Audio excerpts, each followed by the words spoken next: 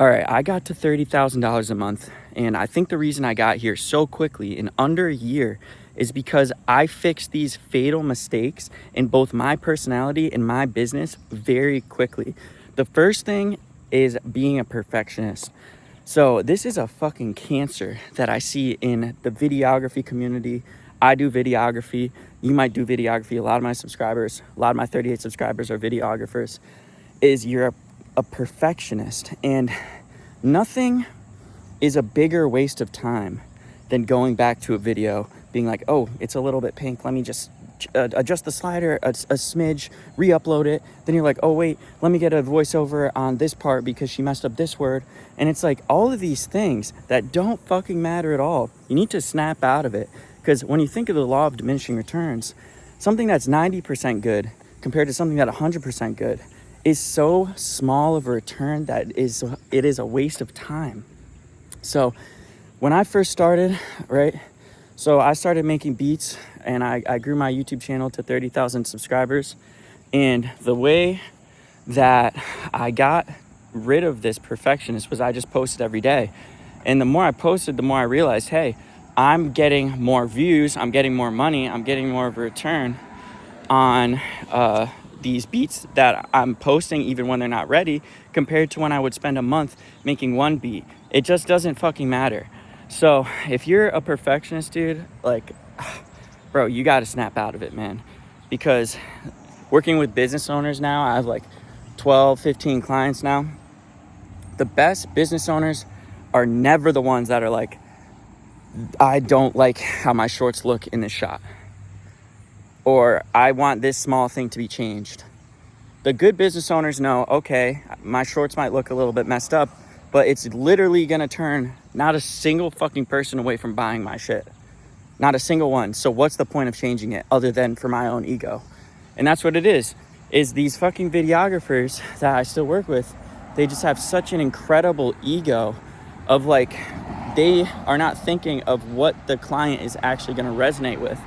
And it's usually the things that they're not even changing, which is like the script, the messaging, like the things that actually matter, the things that actually get people to buy is not the fucking color grading of a shot. It's not. And I know I'm talking in videography terms, but this literally applies to everything. Anything that you're working on, never wait until it's perfect. Like I literally got that tattooed on my arm in French. I got never wait until something's perfect to start doing something good, because that is just such a strong, sentimental saying that I feel like really changed my life. It's because I stopped waiting for things to be perfect, and I stopped, and I realized that it was really just my own ego and my own insecurities that held me back from actually finishing things. And it had nothing to do with the quality of the product. Like, the quality was good enough. Like, good enough is great. And Alex Hormozy talks about this all the time, where there was an experiment done with two test groups. One test group spent, a month making one pot out of clay. They're a bunch of potters or whatever. One group spent an entire month making one pot. The other group, they were just told to make as many pots as they can. And what they found was, not only did the second group make better pots, or more pots, but they actually made better pots. And it's because they just kept pushing stuff out, and they got good at being efficient. And the only way to get good at being as efficient is to push things out and iterate, and not just like staying on one task and tinkering on it until it's fucking perfect. So to sum it up, basically, stop being a fucking perfectionist. It's really gay, and it's holding you back. And like, real business owners look at that, like me, and I see someone that's like a perfectionist on their business and they're waiting for shit. I just think they're really gay. So that's that. The second thing I would say is not making SOPs. So this is the most important thing in business, is you should build everything from the start with in the back of your mind. You say to yourself every time you do something, how can I make this repeatable? Right? Because there's a lot of business owners, I mean, this might even be your business right now, where your business is not even repeatable. There's too many variables. Like, you might run ads for someone doing this strategy, and like you switch up the copywriting, and there's no templates, there's no format.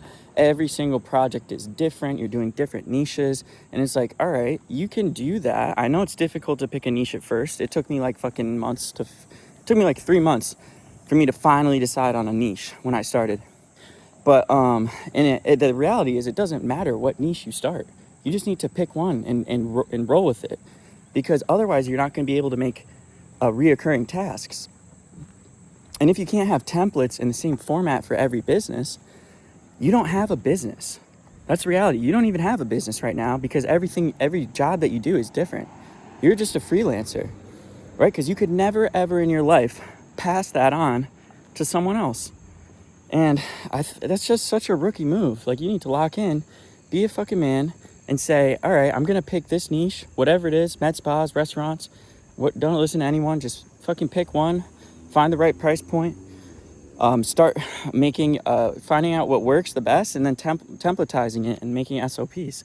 So if you're like really a beginner and you don't know what a SOP is, it's a standard operating procedure. And there's a million ways to make them. Basically, you're just gonna do one time, figure out what kind of video you like, what kind of photo ad you like, and you're gonna do it one time, document exactly how you did it and how you can do it for other people, templatize it, so you take out all the specifics of it and make it general so someone could easily just fill it in, and that's that.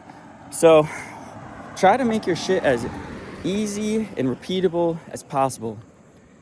And I know what you're thinking. Oh, but if I make it easy and repeatable, how am I going to get the best results for every specific client? Because they're so unique. It's like, fuck, you're not going to get the best possible results for them.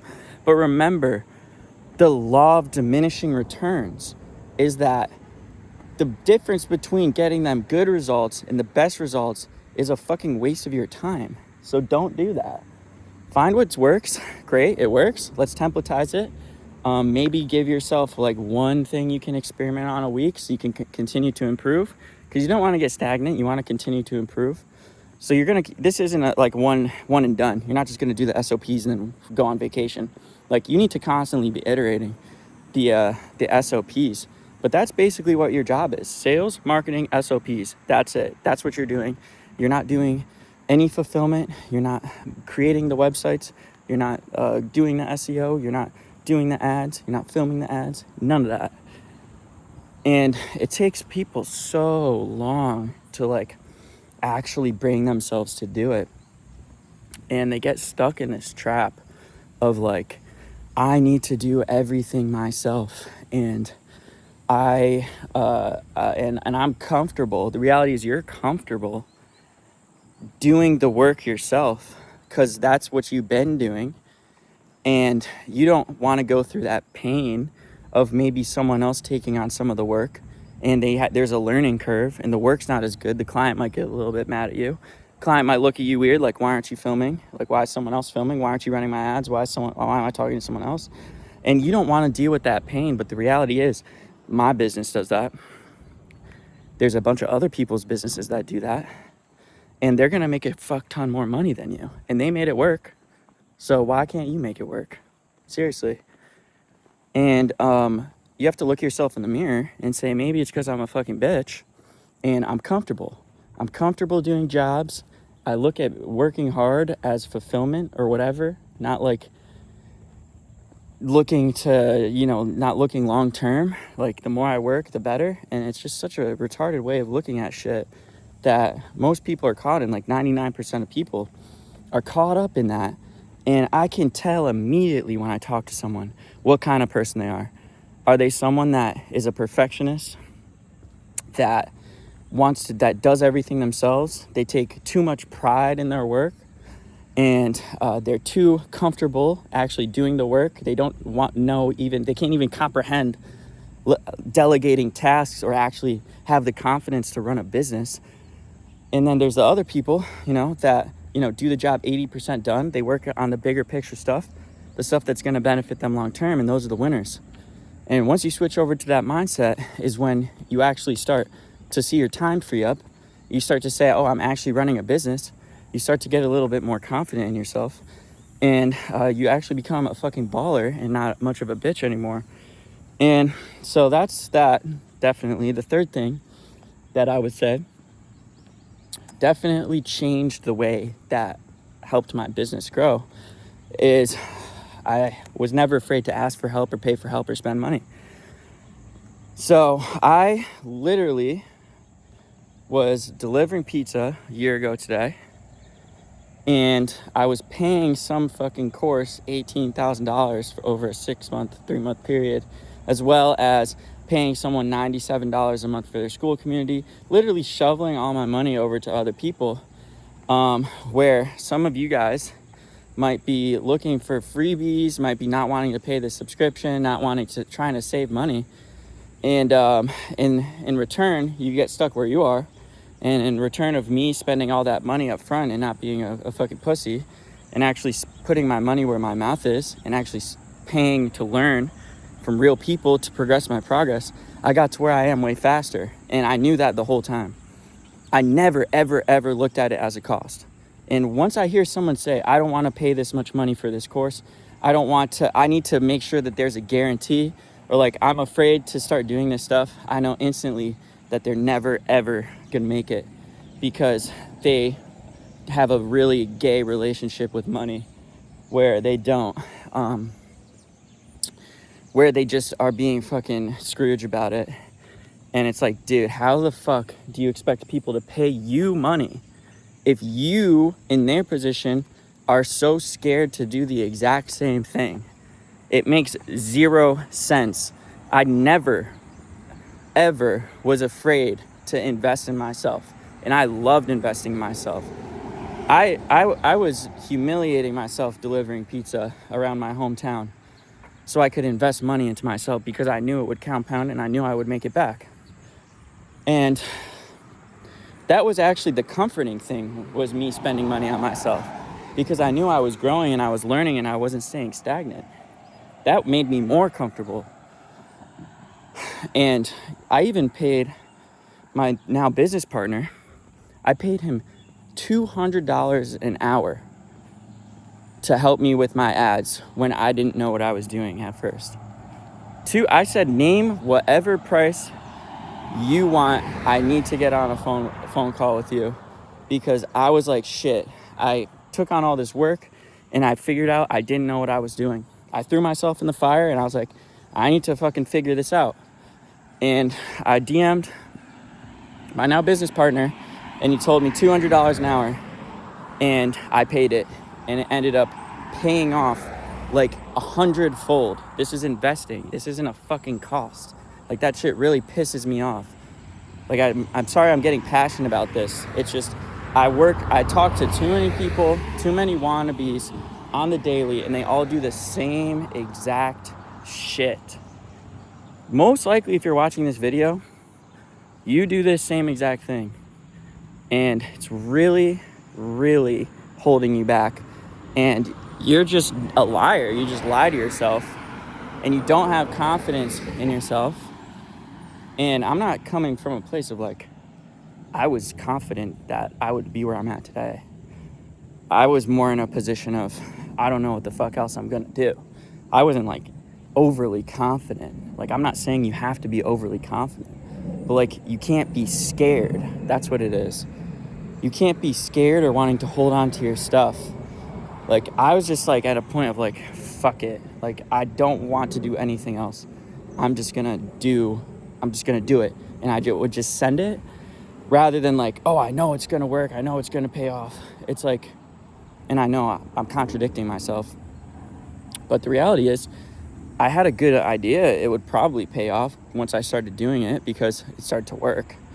But at the same time, I wasn't like overly confident. So those are the few things I would say. If you definitely handle that before you start, you're probably going to be in a way better position than a lot of other people. And I just want to address some of the comments I'm getting. People are asking me specific questions, and I just want to let you know, like, I'm not going to answer any specific questions yet. Like, I just can't. I get, like, I want to give out free game. I'm trying to be more broad and more general, right? But if you want like specific stuff, I'm not going to give it to you, because I don't run a course, I don't run a community. Like, my livelihood right now is actually running this agency, and I can't just sacrifice that by creating more competitors. So you're not going to find my agency, you're not going to find my personal profile. I'm not going to give it to you. I'll give you guys more general advice, but yeah, don't think I'm being rude. Just understand, like, I'm giving out free sauce here. I'm not going to give out crazy fucking free sauce. So there's that. But also, I showed the evidence in some of my other videos, so I'm not lying too. But all right, I will see you guys.